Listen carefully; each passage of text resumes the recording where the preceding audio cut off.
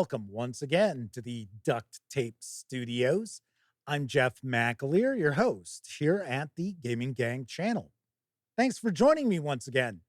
In my first review of 2025, I am going to share my thoughts on RuneQuest 3 Classics Sun Country from Chaosium Inc. This 124-page hardcover with PDF can be had by way of DriveThruRPG, carries an MSRP of $35.99. You can also get a softcover with PDF for $23.99, or grab just the PDF alone for $11.99. All that said, let's swing on over to the other camera because here I've got Sun Country for RuneQuest 3 Classics. A few things to mention before we jump on in. First of all, my friends over at Chaosium Inc. were kind enough to provide me with this review copy, but neither I nor anyone else affiliated with the Gaming Gang has received any other sort of compensation for me to share this review with you. These days, it's important you know that. We're also not going to look at each and every page of the book, but I do want to give you a good feel for what you're going to find inside. And then lastly, even though this came out in 1992 originally, I'm sure there are loads of people out there who don't know what's inside Sun Country, such as I was before I read this.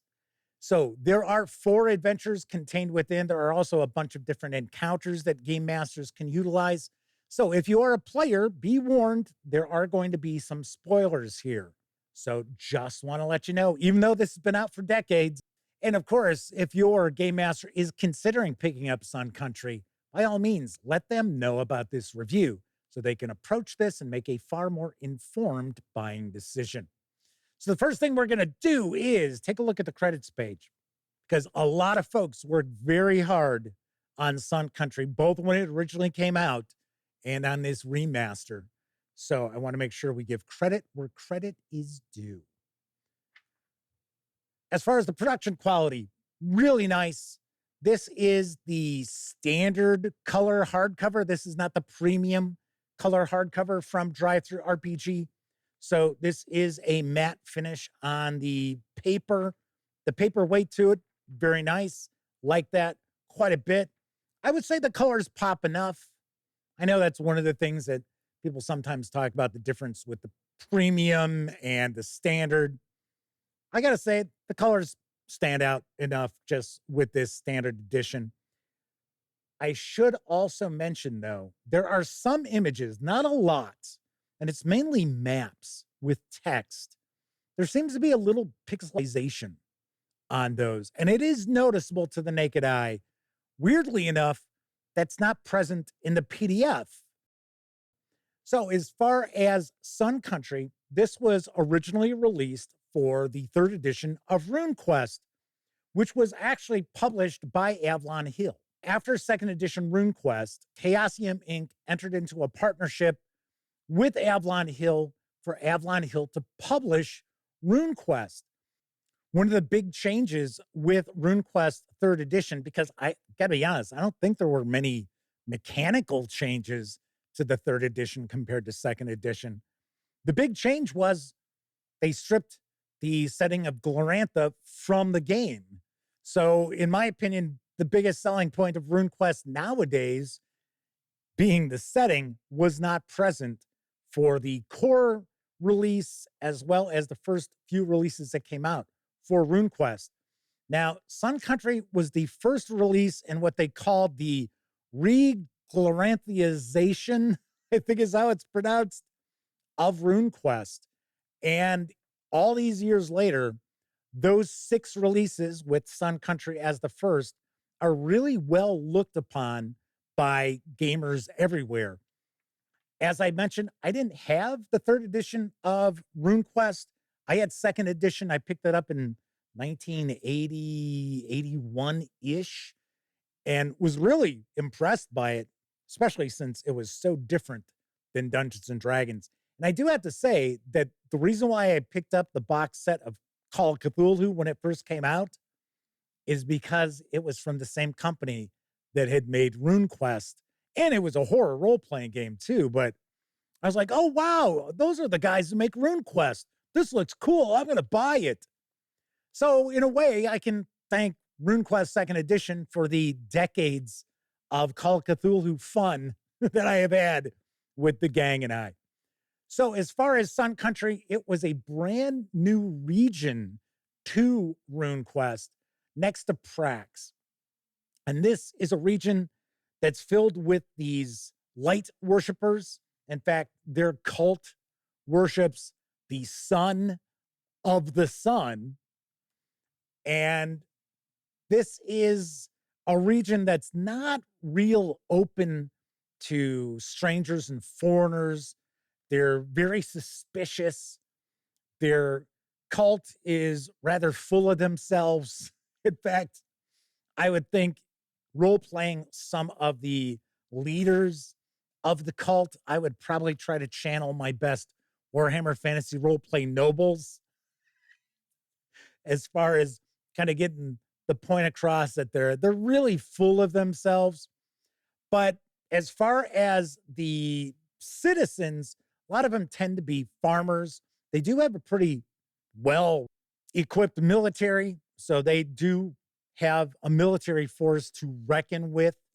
As far as the region itself, it is run by a count as well as this cult, and the Sun Dome is the center of political and religious activity for Sun Country. We get information about the count, we get information about the cult.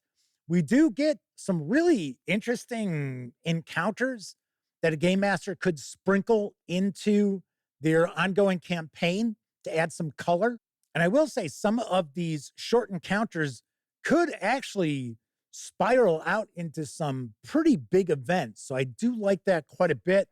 We have 4 scenarios included in the book, and they do range from a starting adventure, which is perfect for beginning characters, all the way up to a pretty lethal adventure for very advanced characters.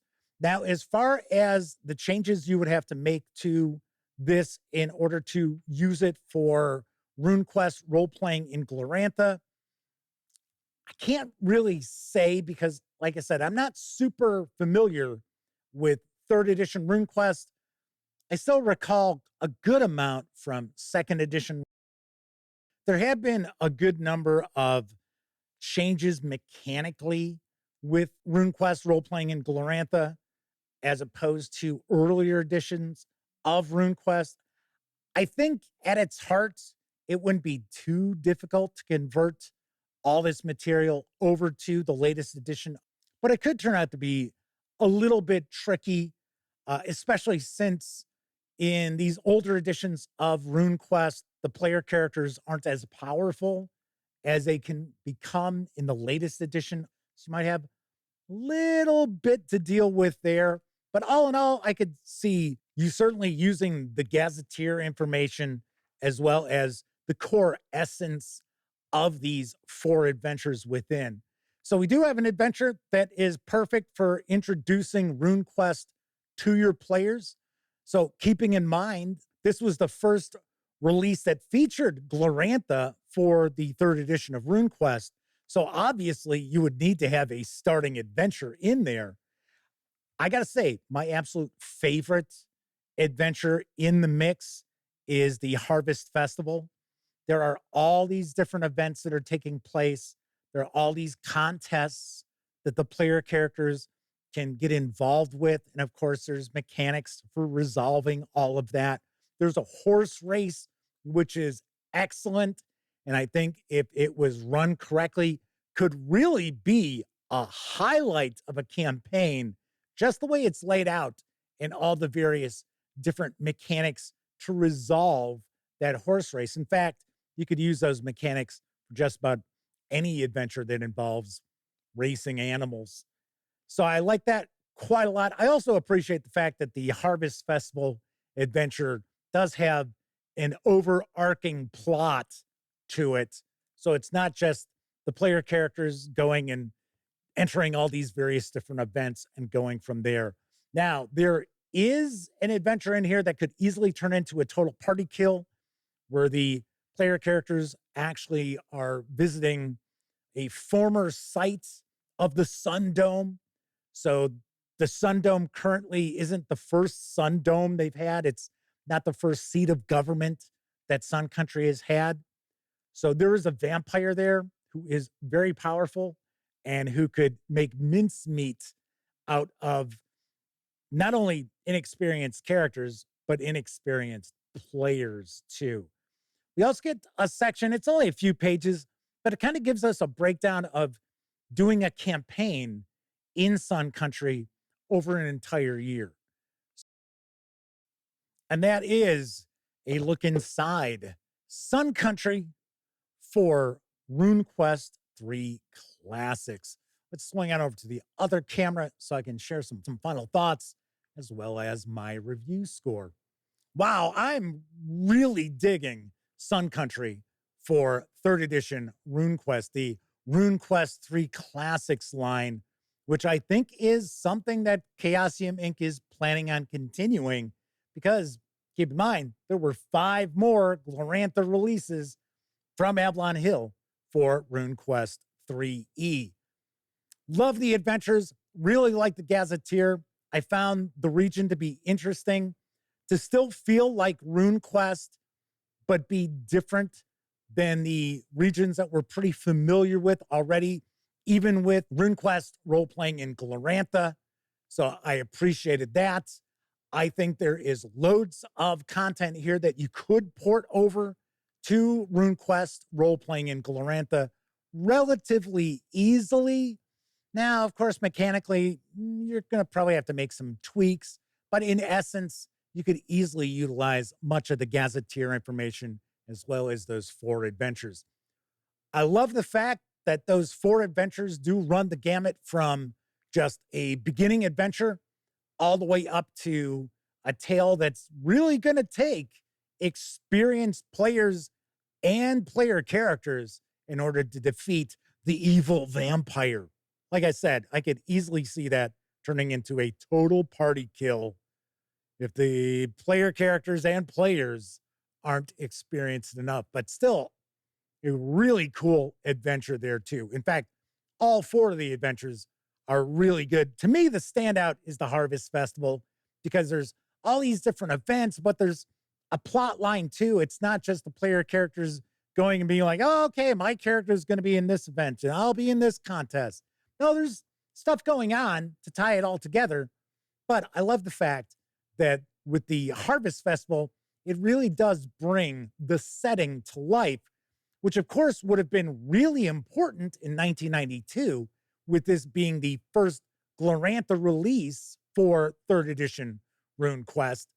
But even today, with RuneQuest role-playing in Glorantha, bringing the setting to life at your game table is of utmost importance because, in my opinion, yes, mechanically, RuneQuest is different, but we do have a lot of percentile-based role-playing games out there. So RuneQuest isn't vastly different as it was back in the late 70s, early 80s. So in my opinion, the big selling point of RuneQuest is its setting and the amount of detail in the setting that you can bring to life at your game table. So that's the reason why I really, really dig the Harvest Festival adventure. Gotta say, this is fantastic. If you've got any interest in going back to, say, a more simple time of RuneQuest, because yes, I do understand the latest edition of RuneQuest has a lot of background content out there that sometimes overwhelms people. That wasn't necessarily the case with earlier editions of RuneQuest. So if you have any interest whatsoever in 2nd edition RuneQuest, 3rd edition RuneQuest, Sun Country is a must own. I got to say, there's got to be loads of modern role-playing game publishers who wish they could pack as much really awesome gaming goodness into 124 pages as we find in Sun Country. So on a scale of 0 to 10, I give Sun Country a 9 out of 10. Really like it a lot. Love the adventures. Think the gazetteer is excellent. It just might be a little tricky as far as porting all that over to the latest edition of RuneQuest, but it can be done. Don't take a pass on this simply because it's for RuneQuest 3 Classics, not RuneQuest role-playing in Glorantha. All right, that is it for this time out. If you liked the video, by all means, please give it a quick thumbs up. Subscribe to the Gaming Gang channel if you haven't already. And if you do subscribe, don't forget, ring that bell. It'll not only let you know when I share videos such as this review, it'll also inform you when my live stream, the Gaming Gang Dispatch, airs Tuesday, Wednesday, and Thursday evenings right here on YouTube at 7 p.m. Central. And of course, when you're not watching videos on the Gaming Gang channel, be sure to visit thegaminggang.com for all latest in tabletop gaming news, reviews, a whole lot more you're not going to find here on YouTube. You know the drill. Get your geek on at thegaminggang.com. Once again, I'm Jeff McAleer. Thank you very much for watching. Happy New Year. And until I see you next time, I certainly hope all of you get to enjoy plenty of great gaming with your gang.